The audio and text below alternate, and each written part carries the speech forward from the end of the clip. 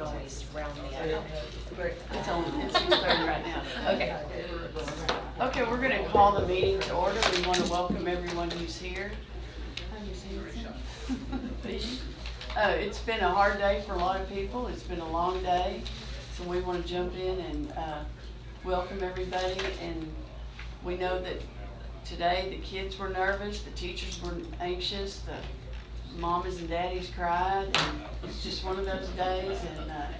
And we hope it all went well. And from what I've been told so far, it did. So it's just going to get better and better. So let's go ahead and please stand for the Pledge of Allegiance. David will lead us in that. Pledge allegiance To the flag of the United States of America and to the republic for which it stands, one nation, under God, indivisible, with liberty and justice for all. Bow our heads, please. Lord, thank you for the privilege of allowing us to gather together here tonight and the privilege of allowing us to live as a free nation and free governmental body that we're engaged in here. Help us to use our wisdom and our knowledge to make good decisions for the students and the staff, the district, and the community here tonight. We ask all these things in your Son's name. Amen. Amen. Thank you, John.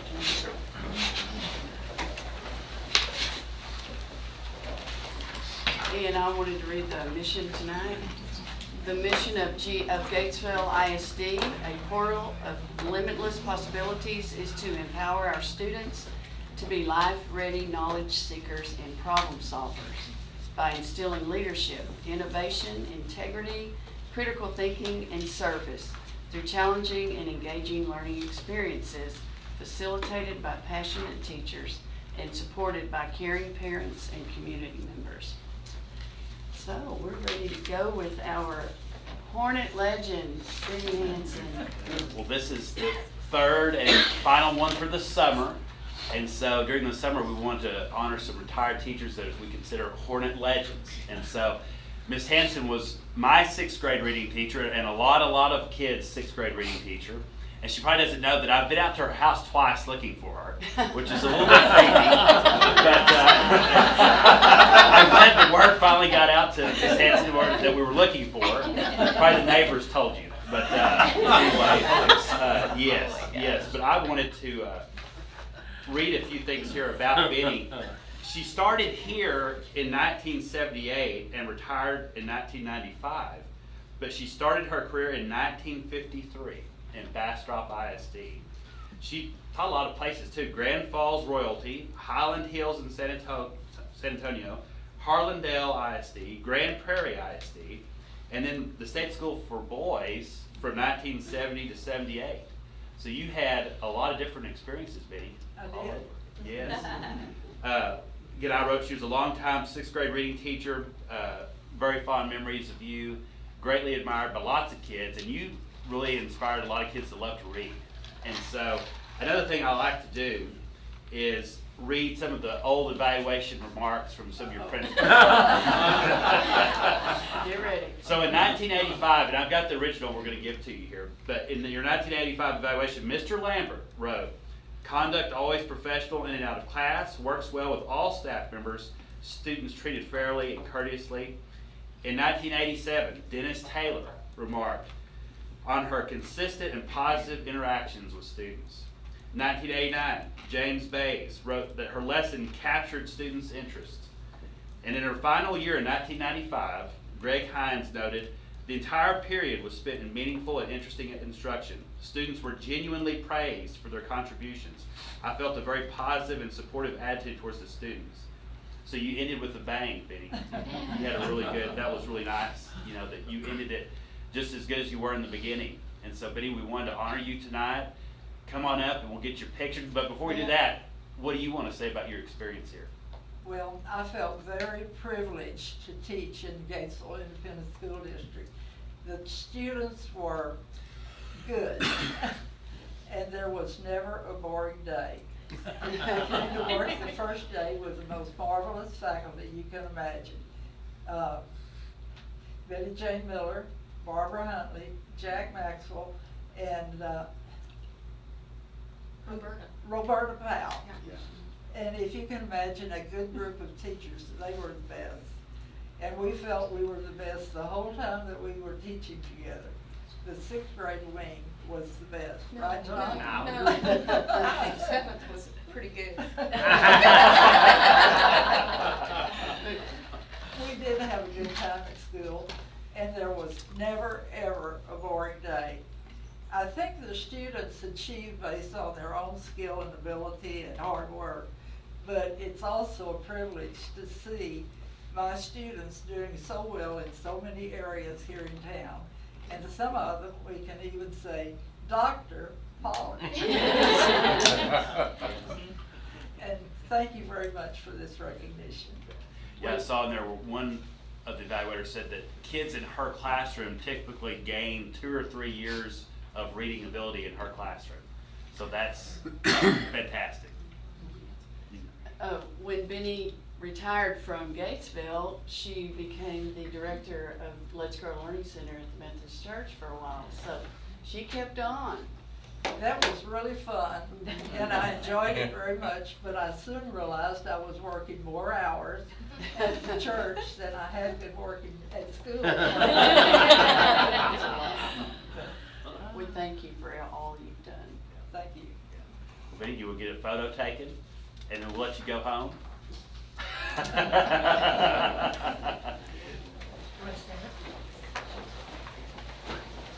And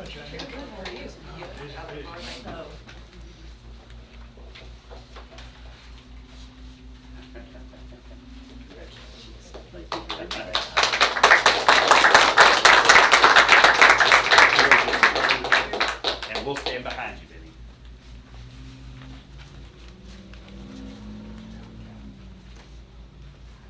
My big cameras. There you go. So Yeah. we can phone Yeah. it. You can be in it if you want. Ready for it. Congratulations. Thank you. All you did. Appreciate it. Thanks, Brandon. Oh, Nancy. Hi. How you doing? Good. Congratulations. See, I'm gonna let you carry this. Thank you. I missed this part of it. We're doing it directly. Thank you. Don't take 20 minutes. Anybody ever, I promise you. Oh, I enjoyed It was fun to work with Maybe. you, I promise you. Thank You y'all. even wore hornet colors, didn't you? Yeah. Thank Yeah. you for coming. Congratulations.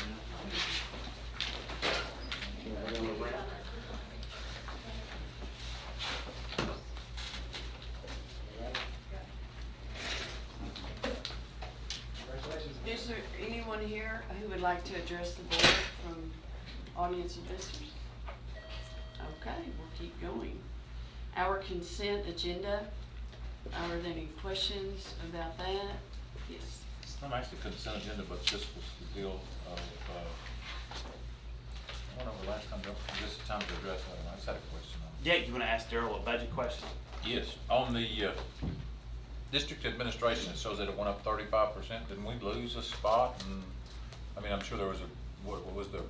Okay, a good bit of that was the increase in the fee to MSB company that processes our Medicaid payments.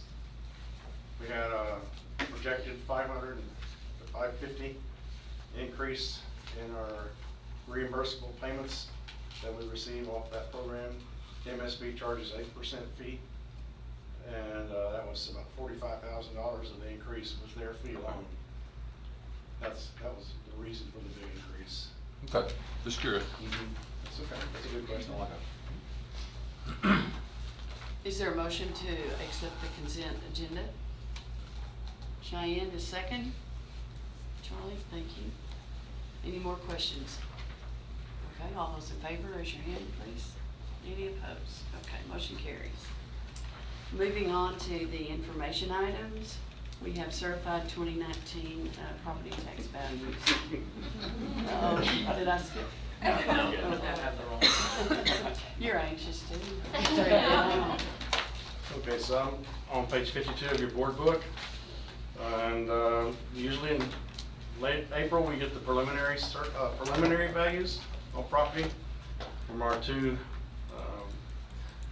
counties, Coryell County and Bell County. The largest, of course, is Bell County, is it Coryell County. And in late July, we received the final certified values on which the levy will be based upon. So I'm here to present that. It's on page 52. Final certified values for both Coryell and Bell counties, $886,382,550, which is about a $93 million increase in the property values over the prior year. And the impact on the 2019 tax levy is about a $100,000 increase in the levy over the prior year, or 1.15%. And the reason for that, of course, is because of the tax compression that brings that M&O levy down quite a bit. So it pretty much offset. There's still a small M&O increase, but most of this 100,000 will be in the INS increase. And then I have the next sheet, which is a graphic showing you quite a few years historical with how these rates compare. I even give you the final Texas Controller's T2 values, something I haven't shown you before, but this is what the actual calculations from TEA are based upon whenever they are figuring out our funding. And this year, because of HB3, next year's funding from the state for our school district and all districts in Texas will be based on the T2 values for this year instead of going back a year. And we had a little talk about that in the budget workshop about the delay and the fact that HB3 has done away with that delay. Let's see, anything else here of importance? No, I think that's pretty much it.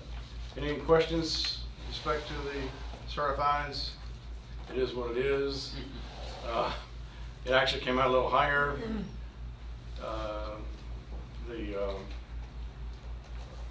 agency here usually is pretty conservative on their preliminary estimates in April, and he'd rather see it go up at the certified level than it go down. So those preliminary values in April were somewhat conservative. Okay, no questions? I appreciate it. Any questions? Okay. Thank you, Mr. Frazier.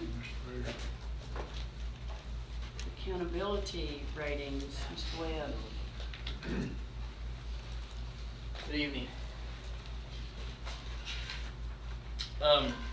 Just wanted to let you guys know about accountability ratings that came out last Wednesday from TEA.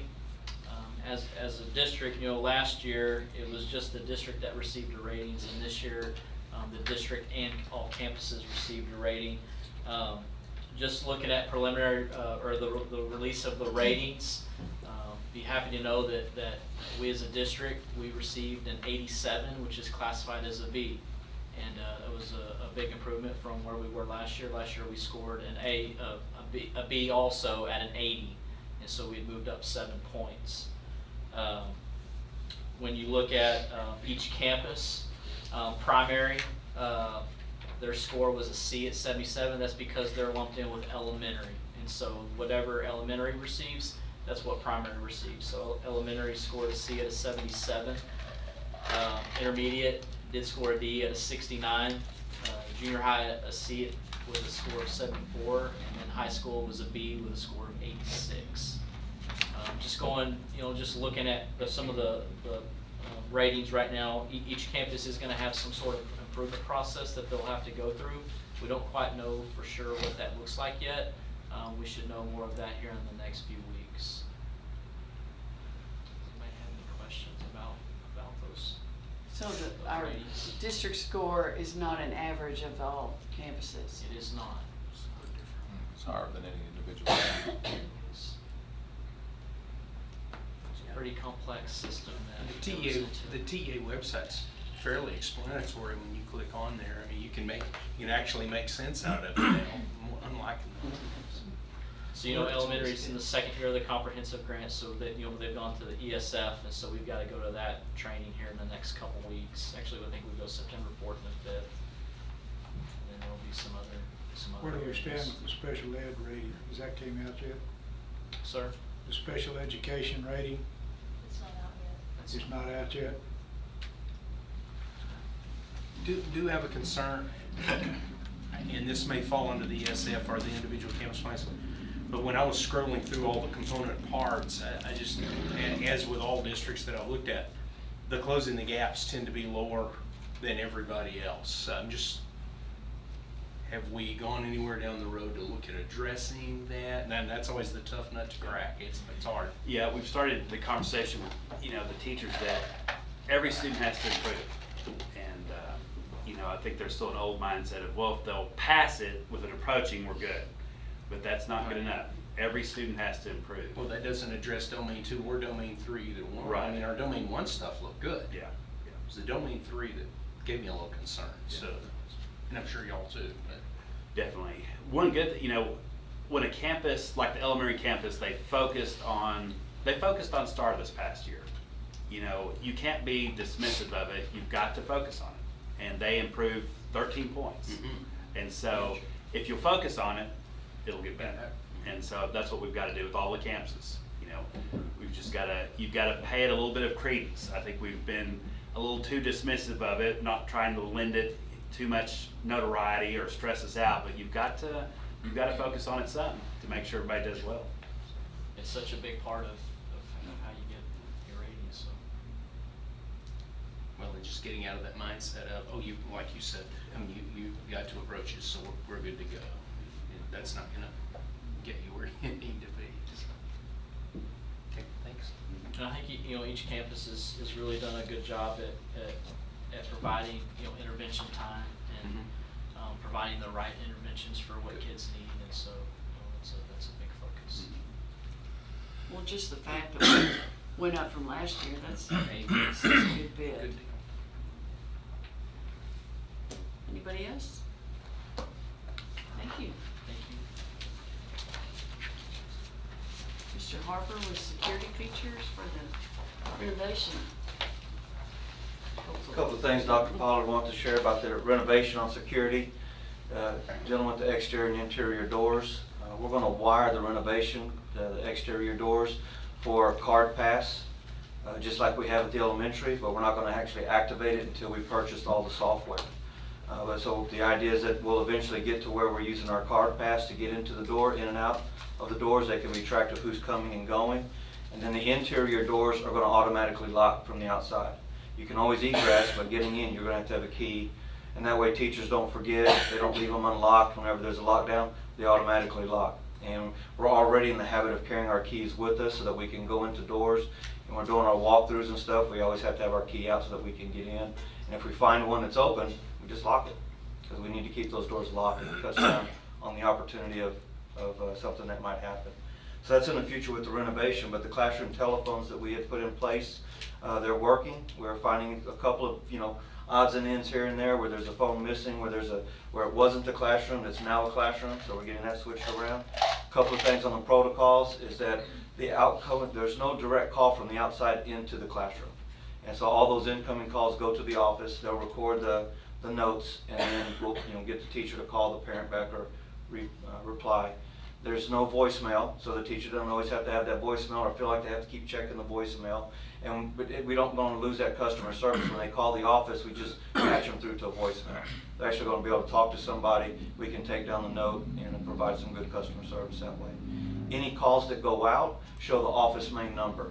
And so it's not showing the classroom or the teacher's number to get a hold, so they can't call them directly back. They'll call back the main office and say, hey, I had a missed call. It'll go right to the office. And then all telephones have a live 911 platform, so that they can call 911 from any of the phones. And so whenever something goes on, you secure the kids that you have, and you call 911. And so that we can make sure those calls go out much quicker. And so that's in the works. And from what I know, most of them are working well. There's just a few missing dial tones and things that we're addressing and getting fixed up, but they're ready to go day one. Do you have any questions about any of those safety or security features? Thank you. Thank you.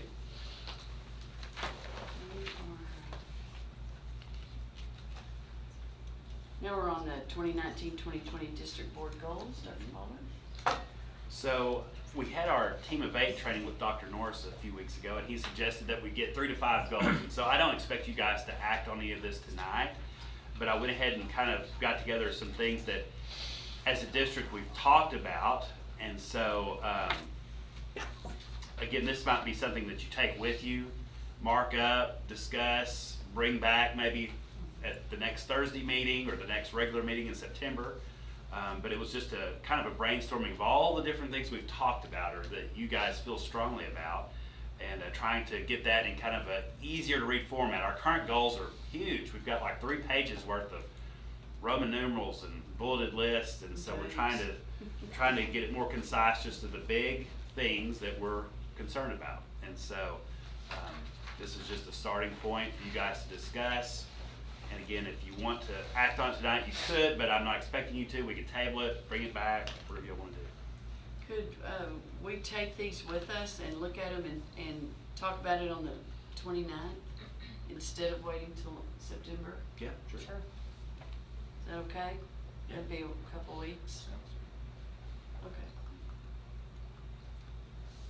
All right.